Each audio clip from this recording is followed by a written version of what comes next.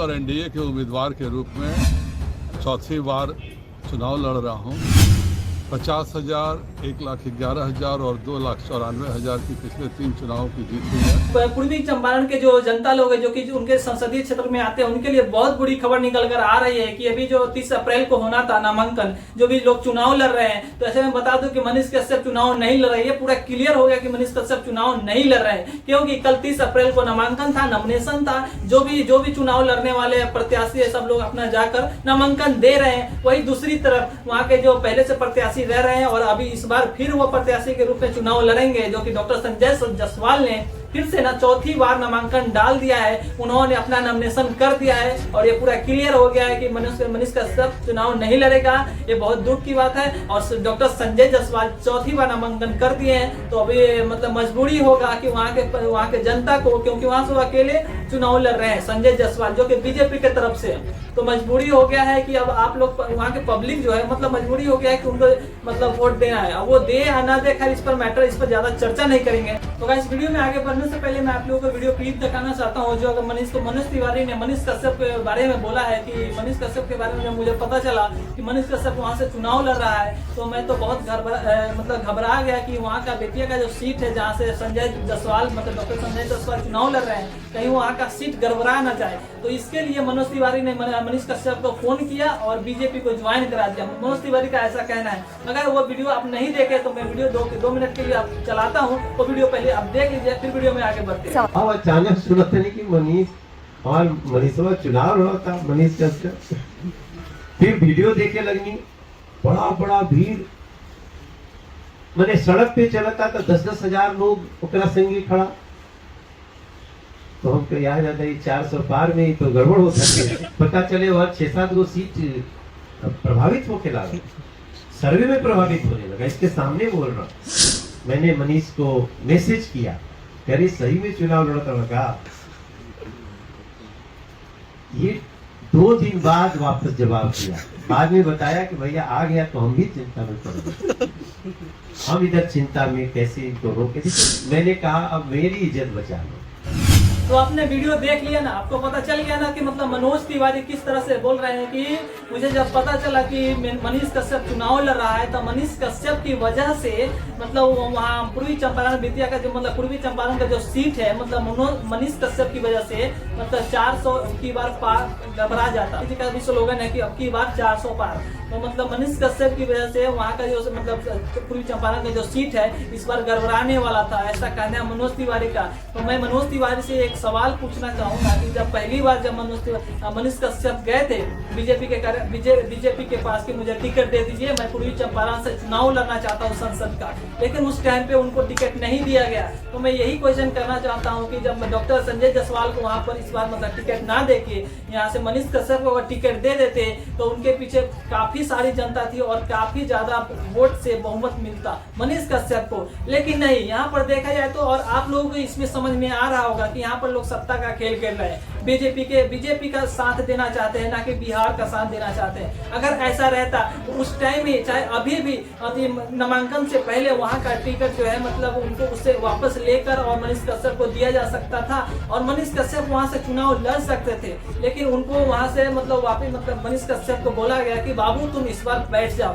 उसके बाद बैठाने के बाद वो तो चुनाव नहीं लड़ रहे हैं, क्योंकि अभी 30 तारीख चला गया, वो कल ही नामांकन था, तो चुनाव मतलब नामांकन नहीं डाले और संजय जायसवाल ने चौथी बार वो अपना नामांकन कर दिए और मजबूरन हो जाएगा कि वहाँ का लोगों को उनको मतलब संजय जायसवाल को वोट देना। खैर वो उनकी जो वहाँ के जो जनता है वो वोट दे या ना दे, खैर उनकी राय है, क्योंकि मनीष कश्यप ने ही बोला था कि अगर मैंने अच्छा काम किया तो मुझे एक बार चांस दीजिए, या तो संजय जायसवाल अगर वहाँ के सांसद है वो अच्छा काम किया तो उनका साथ दीजिए। खैर इस बार तो मनीष कश्यप चुनाव लड़ ही नहीं रही है। तो देखा जाए तो इस बार मनीष कश्यप को बीजेपी बोली कि आप इस बार बैठ जाओ और वहाँ से मतलब पूर्वी चंपारण के क्षेत्र से इस बार फिर से संजय जायसवाल को वहाँ से चुनाव लड़ाया जा रहा है। अब देखिए मतलब मनीष कश्यप के बारे में मनोज तिवारी ने कैसे बोला कि मतलब वहाँ का सीट मुझे जब पता चला कि मनीष कश्यप चुनाव लड़ रहा है तो मतलब गड़बड़ा जाएगा सीट। बताइए ये सब सीट गड़बड़ा कैसे जाएगा? अरे आप बिहार के लिए ना सोचिए, सीट के लिए यहाँ पर सीट का झगड़ा हो रहा है। यहाँ पर बिहार को विकास के लिए विकास की बात पर झगड़ा नहीं हो रहा है, यहाँ पर सीट की बात हो रहा है। इसमें आप लोगों को समझ में आ रहा है कि किस तरह से मतलब मनीष कश्यप के बारे में मनोज तिवारी ने बोला कि सीट गड़बड़ा जाएगा। और मनोज तिवारी बोलते हैं कि मनीष कश्यप मेरा छोटा भाई है। अरे भाई, अगर मनोज तिवारी ऐसा आप बोल रहे हैं कि आपका छोटा भाई है, तो जिस टाइम गया था टिकट के लिए बीजेपी के पास, उसी टाइम आप उनको टिकट दिलवा दिए रहते तो और अभी चुनाव लड़ रहे होते मनीष कश्यप, और वहाँ की जनता खुश होती और बिहार की जनता खुश होती। जितने भी अभी हेटर्स बने ना, सब आपकी कारण, सब आपकी वजह से बनी है। और जो लोग बोल रहे हैं, और खैर मनीष कश्यप भी बोल रहे हैं कि मेरी माँ ने बोला तो मैंने बीजेपी ज्वाइन कर लिया, तो मैं उनको बताना चाहता हूँ और सारे दर्शकों को बताना चाहता हूँ कि दरअसल बात यहाँ पे ये नहीं है कि उनकी माँ ने बोला और वो बीजेपी ज्वाइन कर लिए। दरअसल बात यहाँ ये है कि मतलब जब पता चला कि मनीष कश्यप के समर्थन में पूरा भीड़ उमड़ा है, पूरा इतना भीड़ लग रहा है कि इस बार 400 का सीट गड़बड़ा जाएगा। बात यहाँ ये था। फिर जब पता चला जब मनोज तिवारी को, तो मनोज तिवारी के द्वारा फोन करवाया जाता है, उनको बोला जाता है कि मनीष क्या आप सही में चुनाव लड़ रहे हैं। उनको फोन करके बुलाकर और मतलब दिल्ली में, और वहाँ पे उनको बीजेपी ज्वाइन कराया जाता है। और इसका आंसर देने के लिए कुछ तो रहना चाहिए ना, तो इसका आंसर देने के लिए वहाँ से उनको बुलवाया गया। मुझे तो ऐसा ही लग रहा है उनको बुलवाया गया होगा कि आप ऐसा बोलिए, क्योंकि इस पे क्वेश्चन बन जाएगा ना कि मतलब जब आप पूर्वी चंपारण से चुनाव लड़ रहे थे तो और आप बोले भी थे कि मैं बीजेपी कभी ज्वाइन नहीं करूंगा, तो आप बीजेपी ज्वाइन क्यों करें। तो क्वेश्चन का आंसर ये लोग बनाने के लिए, कुछ भी एक मुद्दा बनाने के लिए उन्होंने बोला कि आप बोल दो कि मेरी माँ ने बोला है बीजेपी ज्वाइन करने के लिए, और बीजेपी का मेरी माँ का बात मैं काट नहीं सकता। दोस्तों बात को यहाँ पे घुमाया गया है और इस तरह से मनीष कश्यप को बीजेपी ज्वाइन करवाया गया है और बीजेपी अपना फायदा देख रही है इसमें। और यहाँ पे मनीष कश्यप का नुकसान हो रहा है। अभी मनीष कश्यप देखा जाए तो 75% अभी गड्ढे में है, 25% सेफ है, क्योंकि अभी चुनाव हो रहा है। चुनाव हो रहा है, अभी सुनने में आ रहा है कि मनीष कश्यप को आसनसोल से चुनाव करने के लिए टिकट दिया जा रहा है। बहुत सारे मीडिया पत्रकार वगैरह चला रहे हैं। तो ऐसे में बता देना चाहता हूँ कि पवन सिंह को भी मतलब आसनसोल, जो कि पश्चिम बंगाल वेस्ट बंगाल हो जाता है, आउट ऑफ स्टेट से जब उनको टिकट दिया जाएगा तो सोचिए मतलब जो कि पवन सिंह है, पवन सिंह का गाना हर जगह सुना जाता है। जब पवन सिंह वहाँ का टिकट को ठुकरा दिए तो क्या मतलब संभावना है कि मनीष कश्यप वहाँ से चुनाव लड़ेगा तो जीतेगा।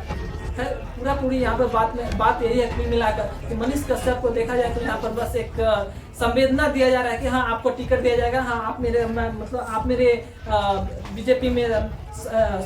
बीजेपी में मतलब कार्यकर्ता बन के रहिए, आपको आने वाले टाइम में कुछ पद दे दिया जाएगा ताकि आप उस पद को संभालिएगा। दरअसल यहाँ पे बात कुछ भी नहीं, आने वाले टाइम में भी उनको कुछ नहीं दिया जाएगा और अभी बस उनको एक झांसा दिया जा रहा है कि आने वाले टाइम में आपको कुछ दिया जाएगा। दरअसल उनको कुछ दिया ही नहीं जाएगा। जैसे चुनाव खत्म होगी वैसे ही बीजेपी का असली रंग और असली चेहरा मनीष कश्यप के प्रति आ जाएगा और सारे लोगों को उस टाइम पे पता चलेगा। उस टाइम में मैं बताना चाहूंगा कि मनीष कश्यप न घर के रहेंगे न घाट के, क्योंकि मनीष कश्यप ने इस टाइम पे अभी ऐसा खेल ही कर दिया है। और वो भी बोलते हैं कि आज खेल हुई कल से भी, आज बेल हुई कल से भी वही खेल हुई।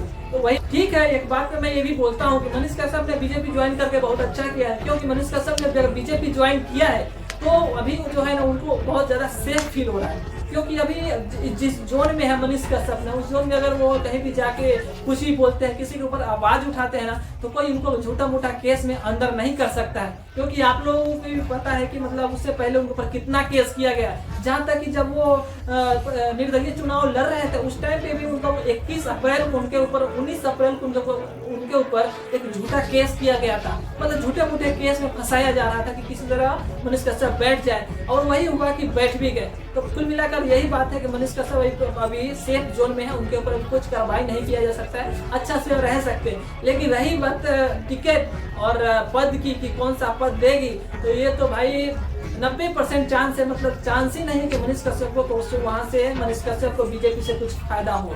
2 लाइन में मनोज तिवारी के बारे में बोलना चाहता हूँ कि मनोज तिवारी बिहार के और भोजपुरी मतलब इंडस्ट्री के सबसे पहले कलाकार है और हीरो है। सिंगर से हीरो बने, हीरो से फिल्म में आने लगे, उसके बाद मतलब देखा जाए तो एक बहुत बड़े हस्ती है मनोज तिवारी। तो मनोज तिवारी से मैं पूछना चाहता हूँ कि इतना दिन आप बिहार के ही हो, मनोज तिवारी प्रॉपर यहाँ के हैं, तो काहे नहीं बिहार के लिए फिल्म इंडस्ट्री खोल दिए, काहे नहीं बिहार के मतलब जगह जगह पर स्टूडियो खोल दिए जहाँ पे फ्री में बच्चे जाकर सिंगिंग करें, उनका मतलब प्रगति हो। लेकिन बिहार के लिए आपने क्या किया बताइए।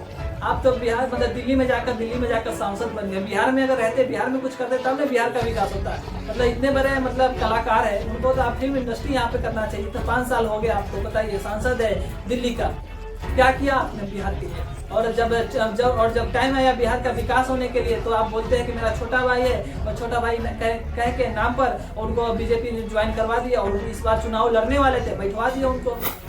इससे किनका फायदा हुआ? इससे बीजेपी का फायदा हुआ, ना कि मतलब बिहार की जनता को।